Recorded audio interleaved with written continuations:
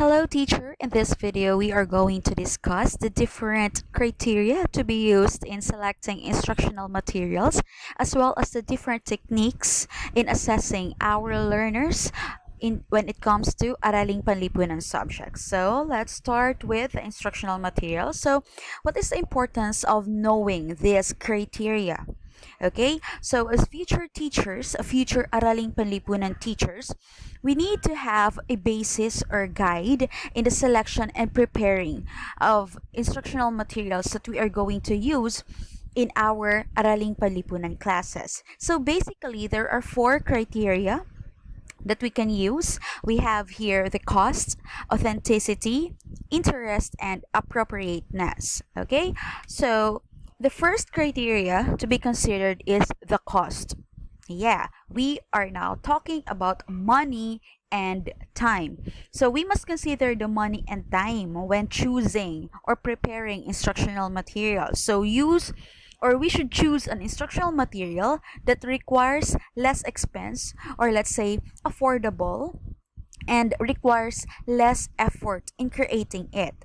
However, we need to have or to follow a tight budget kumbaga when creating an instructional material. However, we should always bear in mind that though our materials are cheap, we should always make sure that the instructional materials that we have made are durable. Okay, meron naman tayong mga woods or like karton o sa ba. Well, so we just like cartulinas. Cartulinas can be easily teared, right? Mag-isi ra siya or crumpled easily. However, how can we make sure that it is durable? So there are cheap barato na cellophane covers. So that way, we can use it cellophane covers, we can use it to protect the paper or the cartulina. So it will save us a lot of money kasi nga nakagawa tayo, though barato ang materials, cartulina and cellophane cover, nakasave pag yun og money because durable siya, dili siya dali madaot, meaning to say we can still use it the next school year or for the next days, diba? So yun siya, cost. We must consider the cost, money, and time. Now let's proceed to the next criteria, which is the authenticity. So when we say authenticity, diba, authentic, we should use instructional materials such as what? Realia.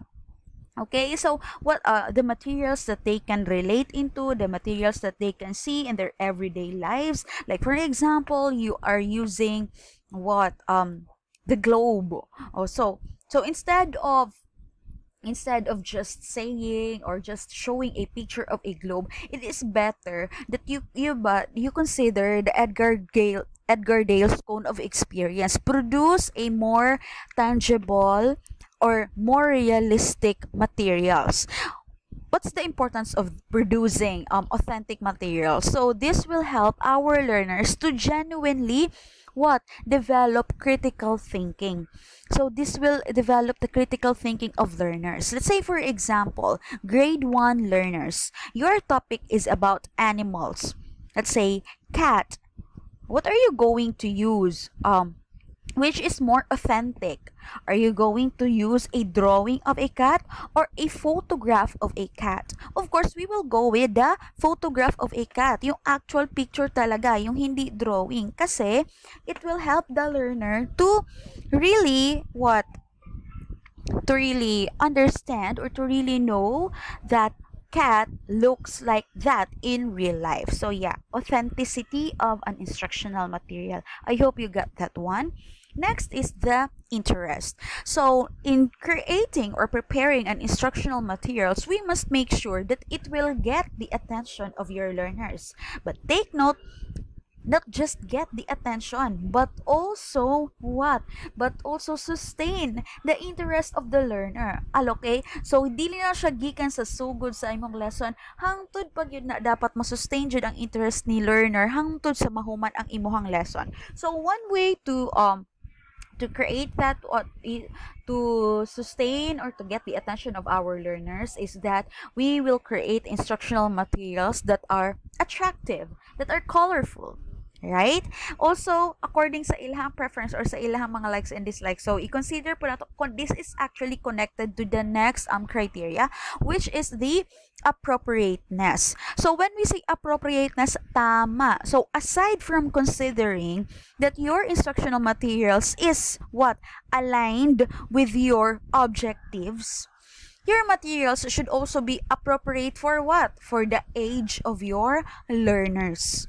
Let's say, for example, pag grade 1, so you should put what? Bigger font sizes. You should put bigger letters so that the learners will be able to see it clearly, like that.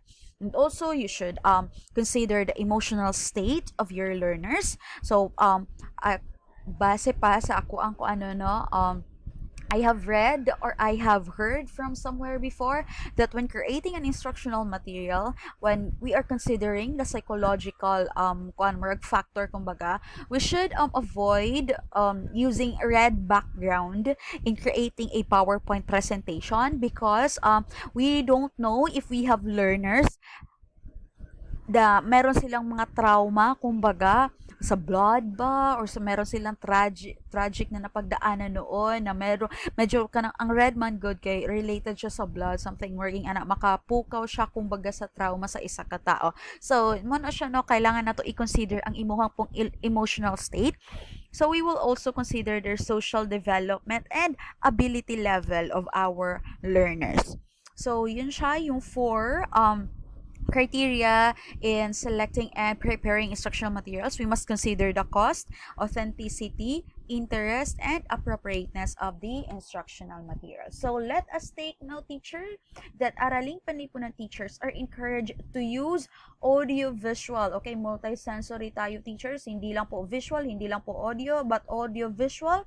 And since we are already in the 21st century learning, okay, so 21st century teaching learning, something like that. So we are encouraged to incorporate computer-based instructional material in presenting the lesson. So from you, expected naman that you are well versed with the digital mga 'di ba mga digital na mga mga gamit like computer, laptop, tablets, like you can use na siguro you already know how to use projector, something like that.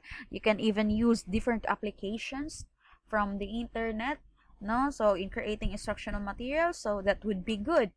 Next is, we need to take note that Araling Panlipunan teachers are encouraged to present what?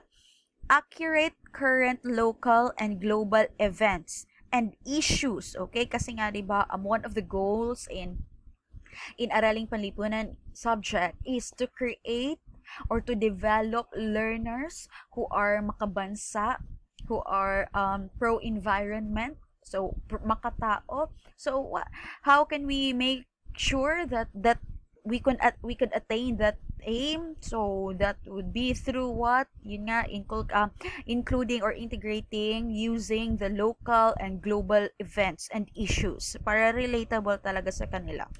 Okay, so lastly, Araling Panlipunan teachers are encouraged to utilize varied instructional materials. Again, we must consider the different multiple intelligences of our learners. So this way, we can give learners the opportunity to broaden their acquired knowledge from textbooks. So, hindi lang po tayo basa-basa dito, hindi lang po kopya-kopya sa blackboard, yung nakasanayan na ipinapakopya ni teacher yung nandun sa book, ipinapasulat sa secretary sa blackboard, tapos kokopyahin ng mga classmates, isusulat sa kanilang mga notebook. So, yun siya. Ibahin na po natin ngayon. Kasi nga, 21st century learning na tayo ngayon. So, nandito na tayo sa we should make use of the varied instructional materials. Okay?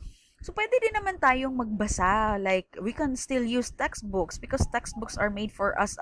This is the best reference, kumbaga, for us, most reliable. However, we must meron pa tayong ibang resources na pwedeng magamit. Okay? So, here are some other instructional materials that we can use. We can make use of maps.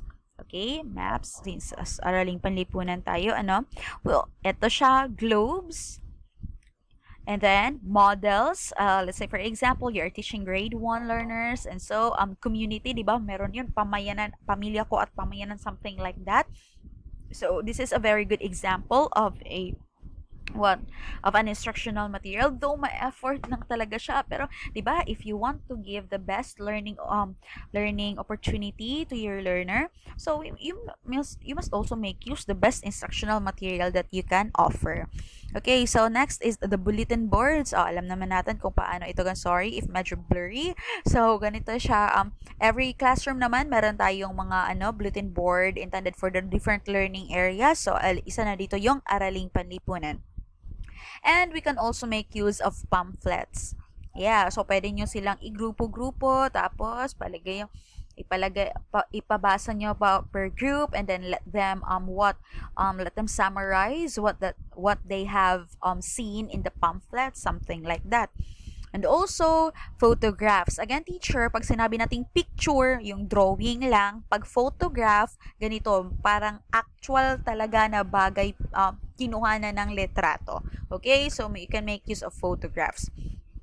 Now, let's talk about the different assessment techniques used in Araling Panlipunan. So, actually, under the ganito kasi yan siya, broader term or general term itong performance assessment. Kapag sinabi nating performance assessment, tinitingnan dito if nagawa ba ni estudyante yung kanyang if si estudyante ba is resourceful, rather, if he is resourceful, if he is creative, if he has this critical mind, critical thinking.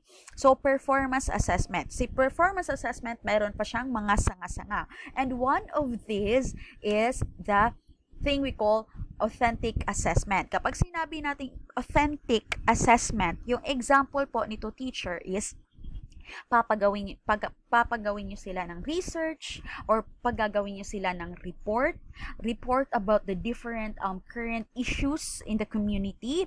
So, kumbaga, 'di ba, report about the issues in the community. So, that is on what? That will develop the learner's ability in the real world context, kung ano talaga yung magagamit nila.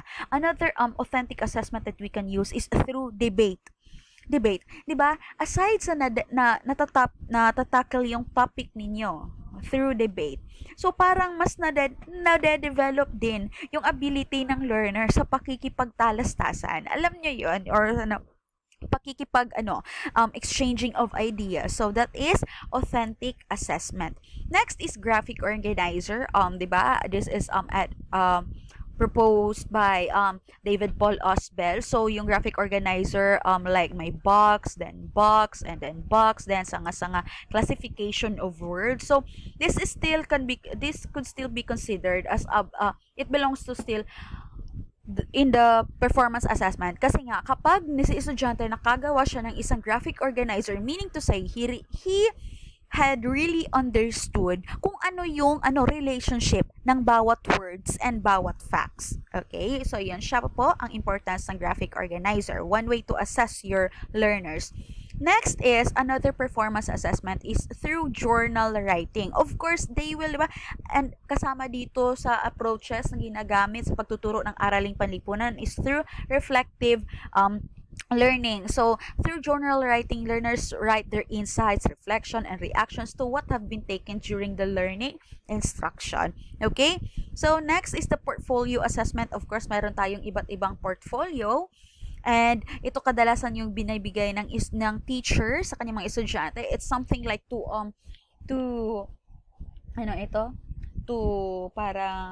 observe, kumbaga, the development of the learner. Okay? So, this contains samples of students' work, pwede best works, and through that, makikita ni teacher yung progress, accomplishments, and achievements ni learner. And lastly, another thing that we can use in assessing our students is through a rubric. Alam na natin kung ano itong rubric, right? So, meron doon mga different areas to be judged, or mga criteria, and then rubric, yung mga areas to be assessed pala, tapos ano yung accompanying mga descriptors, paano natin masasabi na na-meet ng estudyante. So, rubric is a tool actually, na magsasabi sa atin na sa estudyante na meet niya yung expected na performance. Okay? So, I hope you have learned something from this discussion. So, your questions, I hope you have questions and raise it in the GC. And so,